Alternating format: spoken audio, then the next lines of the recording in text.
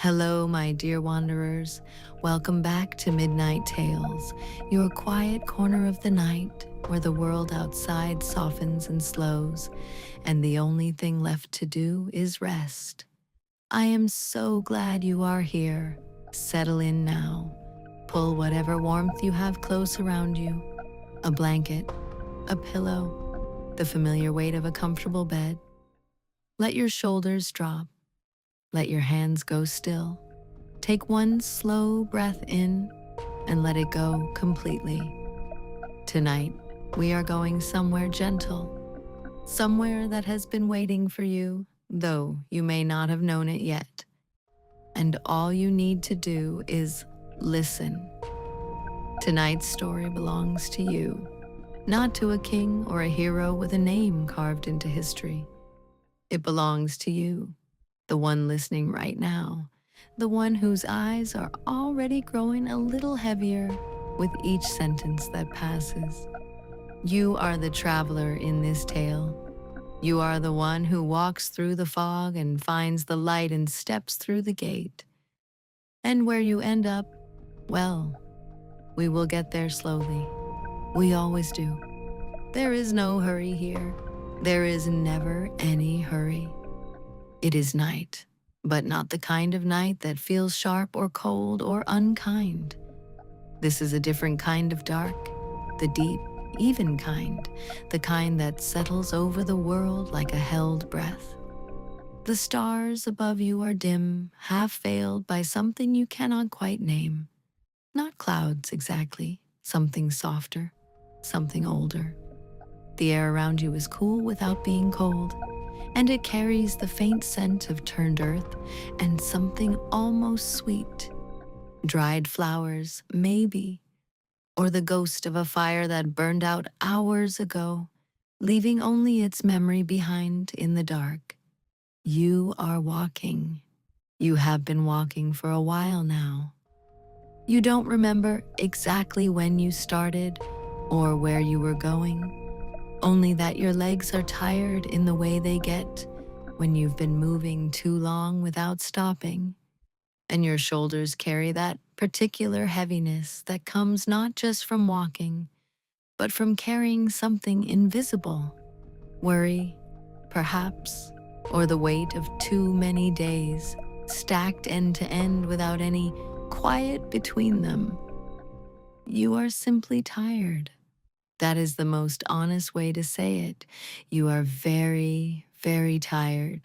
The path beneath your feet is soft, not muddy, not rocky, just soft, the way grass gets when the dew has settled into it for hours.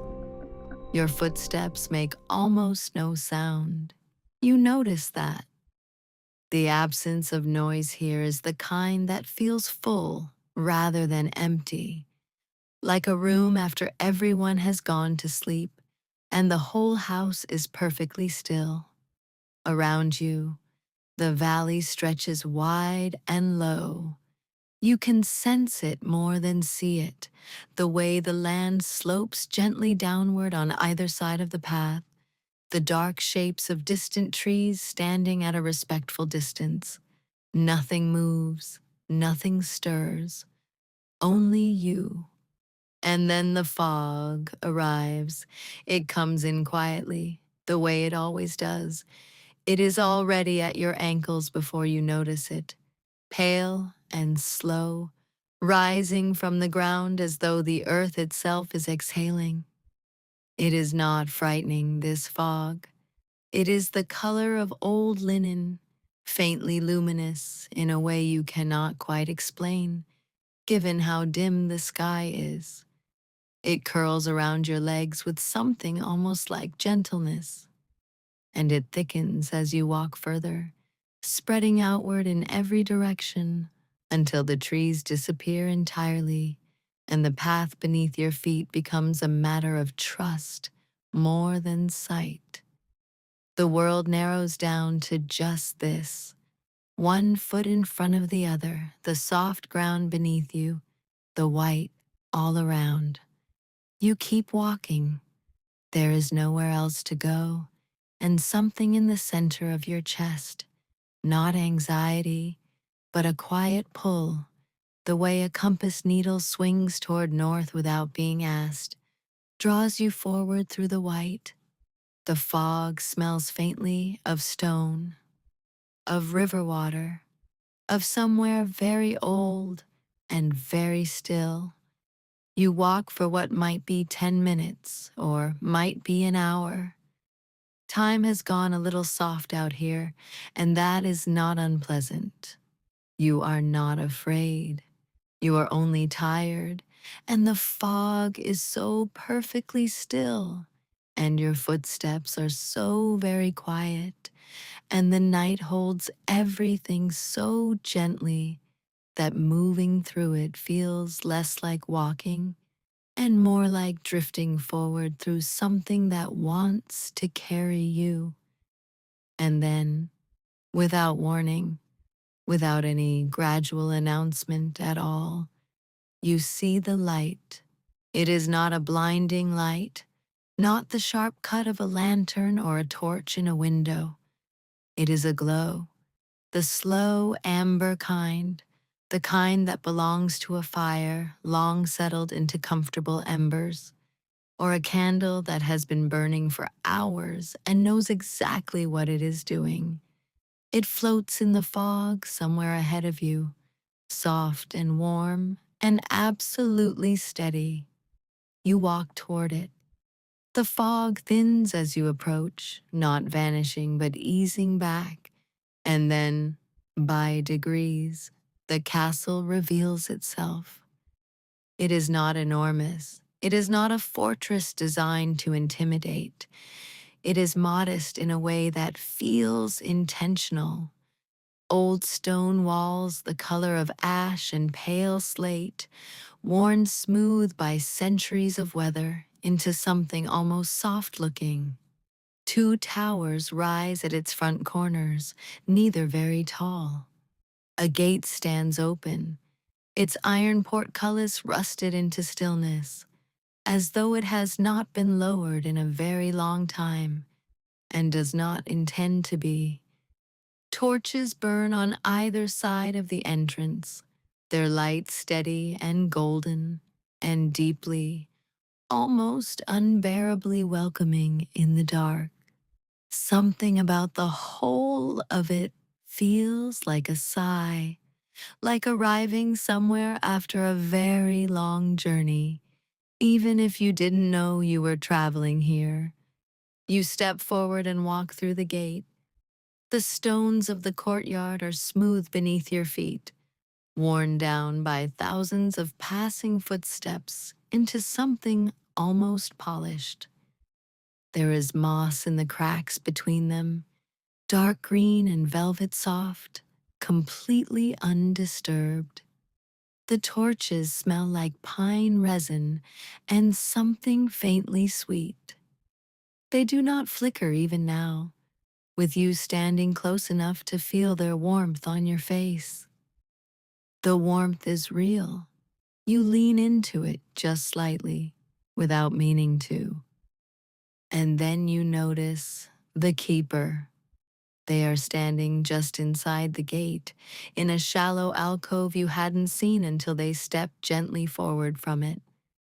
They are draped in a deep gray robe, hooded, the hood drawn forward so that most of their face rests in shadow. What you can make out suggests neither youth nor old age with any certainty. The line of a jaw, the curve of a hand resting against the stone wall, long-fingered and perfectly still. They do not startle you. That is the strangest part. You simply notice them and feel only a quiet, mild recognition, as though you had known someone would be here.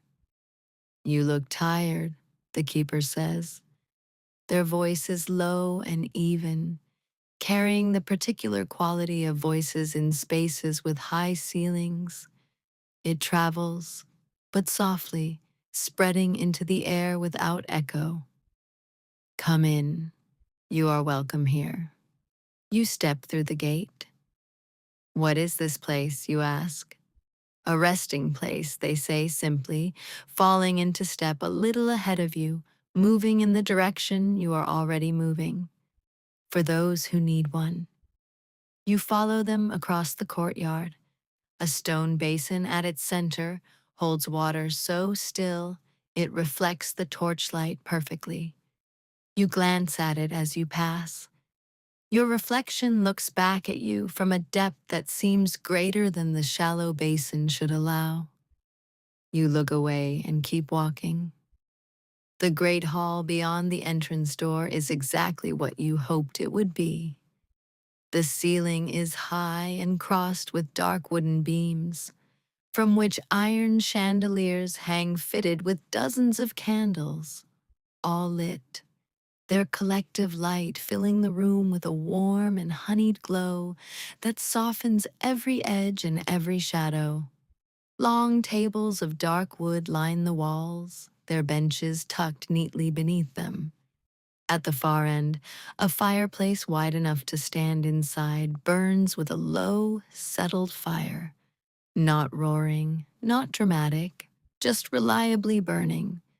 The kind of fire that has been going for hours and intends to keep going for hours more.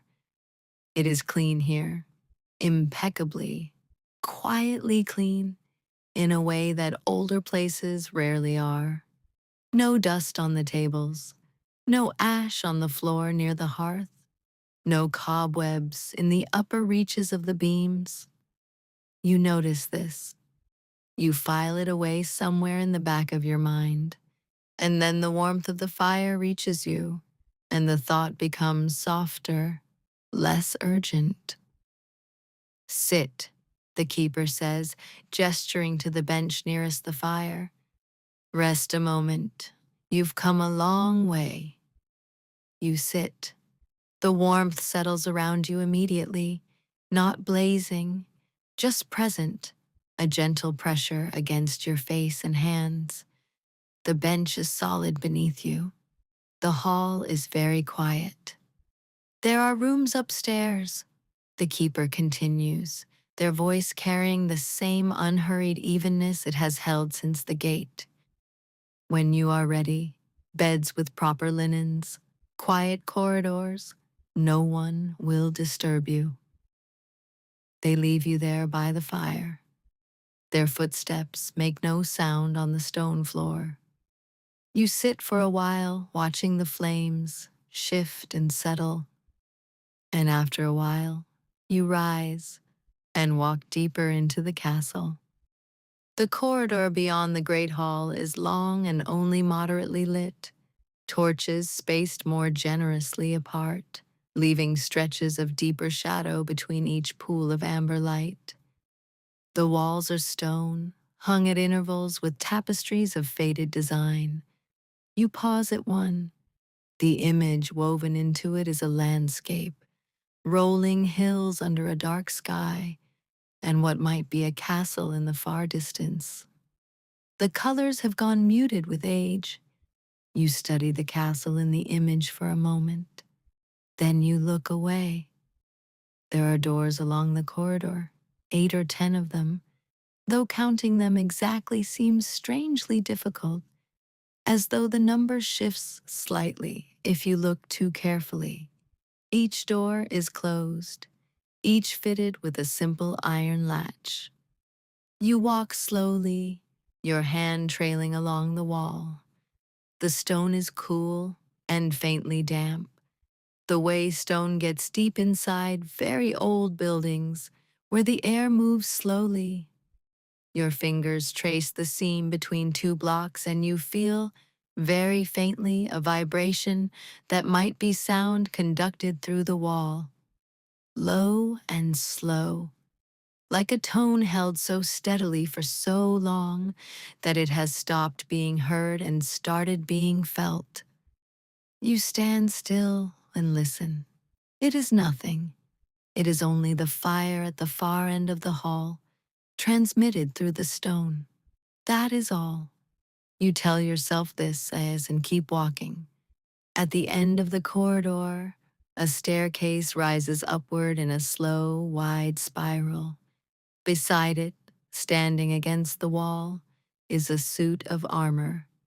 It is a complete suit.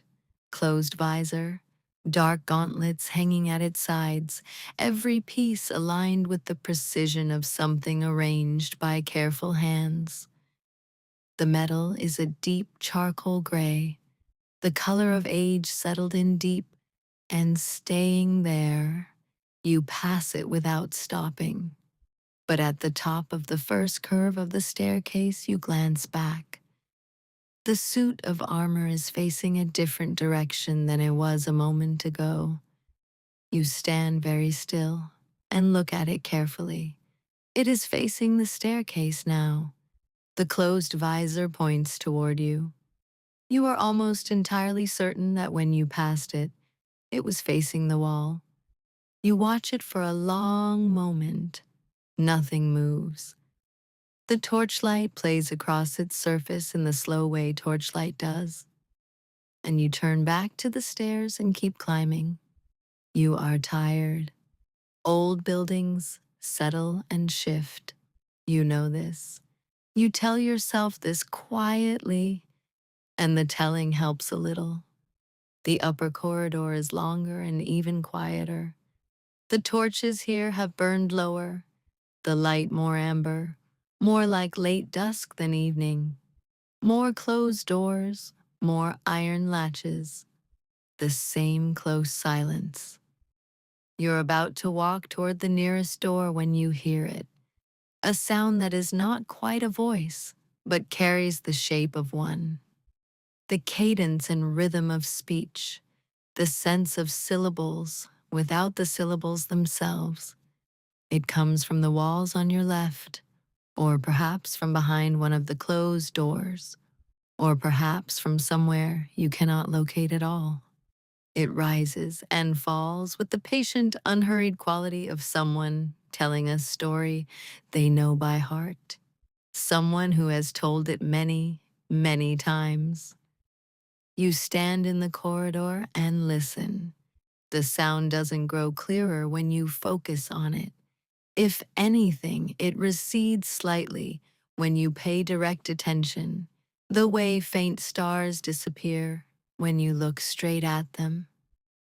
You shift your gaze to the right wall, and the sound becomes very slightly more present, still below the threshold of words, still indistinct, but there, breathing, continuing. You open the nearest door.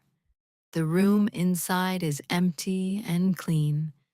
A bed with gray linen, a single candle already lit on the bedside table, a window with heavy curtains drawn against the night. There is no one here. You step back and pull the door shut. It closes with a soft, definitive click. A sound more certain than you intended. You are fairly sure you didn't pull it all the way. The corridor is very still. The whispering has stopped. You find the keeper at the bottom of the stairs, as though they had simply been waiting there, or had returned from somewhere on their silent, soundless feet. The rooms are comfortable, they say. Not a question. The armor moved, you say. A very small pause. Old buildings shift. The floors are uneven. The door closed on its own. There is a draft in the upper corridor. It has been that way for years. You look at what you can see of their face, mostly shadow inside the hood. How many people have stayed here? The keeper tilts their head slightly, the way someone does when considering how to answer something they have been asked before. Many, they say, over the years, many tired travelers. Where are they now? The silence that follows is not uncomfortable. It simply sits there, long and even, and when the keeper answers, their voice carries the same peace it always has. They are resting, the keeper says. They found what they needed here. They stayed. All of them? All of them. You stand at the bottom of the staircase and look at them. The fire burns in the hearth behind them. The candles burn above, and the light is as warm and even as it was when you first walked through the gate. You sit down on the bottom step, not because your legs have given way, simply because sitting seems like the right thing to do before you hear the rest of it. The keeper does not move toward you. They remain at a courteous distance, their hands folded inside their sleeves. The castle does not shelter travelers, they say, not the way an inn does, not temporarily. You wait. Those who come here have run out of something, not energy, exactly. Something less visible than that. The will to keep moving, the certainty that what lies ahead is worth the effort of reaching it. They arrive in the fog. They see the light. They come in because the warmth is real and the rest is real, and everything here is precisely what they needed when they were out there in the dark. And they don't leave, you say. They stop wanting to, the keeper says, which is different, and you both know it. The castle holds what they carry when they arrive, the exhaustion, the weight. It keeps it safe. And keeping it safe means keeping them here with it. Over time, the two become difficult to separate. You sit quietly with this. The armor, you say, belongs to one of them, the keeper confirms. Someone who came a very long time ago. The whisper in the corridor. Several of them, the keeper says without flinching. They still speak, not often, only to themselves, I think, or to the memory of what they were thinking about when they arrived. The fire crackles once, settling into its embers. The candles do not waver. I came through the fog, you say. Yes. I found the light. Yes. And I came in. The keeper is quiet. There is nothing new to confirm. You press your palms together in your lap and look at the floor between your feet, at the worn, smooth stone. You think about the fog outside. You think about the valley and the soft path and how you walked for such a long time without knowing where you were going. You think about how tired you were when you saw the light and how the word rest had risen in your chest like something you had been waiting a long time to be offered. Can I leave? You ask. You say it quietly. It is simply the next thing to know. The keeper does not say no. What they say is, those who leave must carry what they arrived with. Everything you set down when you came through the gate will be waiting for you. The tiredness, the weight, whatever it was that made you stop wanting to keep going. It doesn't sound like much of an incentive, you say. No, the keeper agrees. It doesn't. You are quiet for a long moment. The fire burns, the castle holds its breath, and somewhere in the upper corridor above you, the faint rhythm of a whisper begins again, soft and repetitive and very far away. You think about outside, the fog and the valley and the dark. You think about the path you were on before you saw the light, soft underfoot and going somewhere you couldn't see. You think about the weight on your shoulders, not gone, even here inside these warm walls. You are aware of it, actually, more clearly than before. The way you sometimes understand something with new precision. Once someone has finally named it for you, once the word for it exists out loud in the air between you and another person. It is heavy. It has always been heavy. but it is yours, and there is a difference, a real and important difference between something being heavy and something being unbearable. The gate, you say, it was open when I arrived. It is always open, the keeper says, in both directions. You stand up from the bottom step, you walk back through the great hall one more time, and you let yourself see it. The warmth, the steady candles, the settled fire in the old hearth. The beauty of it is real. None of what you now know changes that. You have learned in this strange and quiet castle that a thing can be beautiful and still not be the place you are meant to stay. You walk through the courtyard, you pass the stone basin, you look at your reflection in the still water, and it looks back at you from its impossible depth, tired, but present. Your eyes are open. You walk through the gate. The fog receives you on the other side, cool and even and patient. The warmth of the castle eases away behind you like a tide drawing back. You feel the weight settle gently onto your shoulders again, as though it was simply waiting, as though it has always known it belongs to you. You stand just outside the gate for a moment and breathe. Behind you, the torches burn. Their amber light reaches out only so far before the fog absorbs it. You do not look back. You have already seen it clearly. You walk forward. The fog thickens around you and then thins as you go further, until the soft path is under your feet again, and the dim stars are above you, and the valley stretches wide and still in every direction. The weight is there. Your legs are tired. The night is long. But something has shifted. Not lighter exactly, but differently arranged. The way rearranging a pack on your shoulders doesn't change its weight, but changes how you carry it.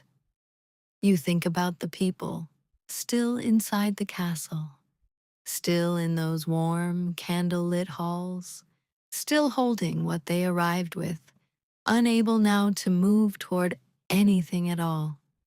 You understand them. That is not the same as envying them. Somewhere ahead, the path bends around a low hill, and as you follow the bend, a deeper gray begins to separate itself from the black above, the first tentative suggestion of something other than night, still hours away but present. A direction, an indication of where the world intends to go, given enough time. You keep walking. The weight is real. The tiredness is real. So is the path. So is that growing gray at the very edge of the sky.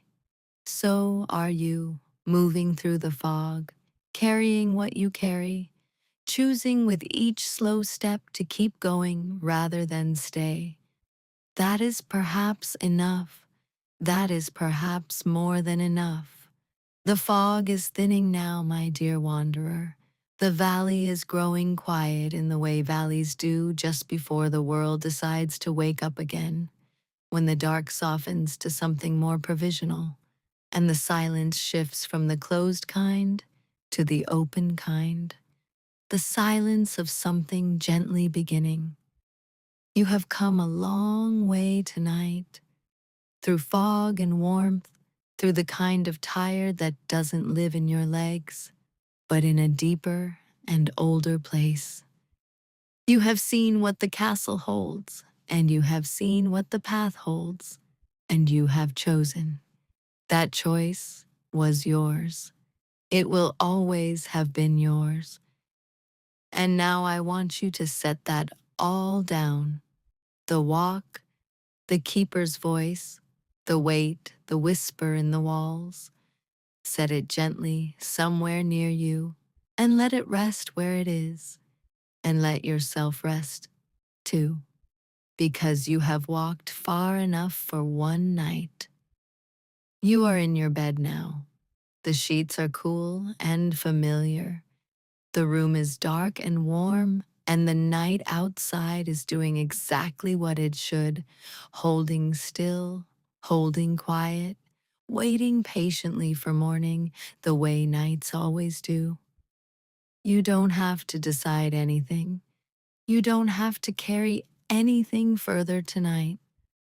The path will still be there when the light comes back. Right now, there is only the dark and the warmth and the deep and settling presence of a body that has finally, completely stopped. Breathe in slowly and then let it all go. Let every last bit of it go. Sleep well, wanderer. You found your way back through the fog tonight, and that matters more than you know. If tonight's story settled something in you, if it helped the quiet world go a little softer around the edges, I hope you'll come back to Midnight Tales. There are more quiet paths to walk, more gentle nights ahead. Like the video if tonight was what you needed, and subscribe so you never miss a story. It means more than you know. Until next time, rest well.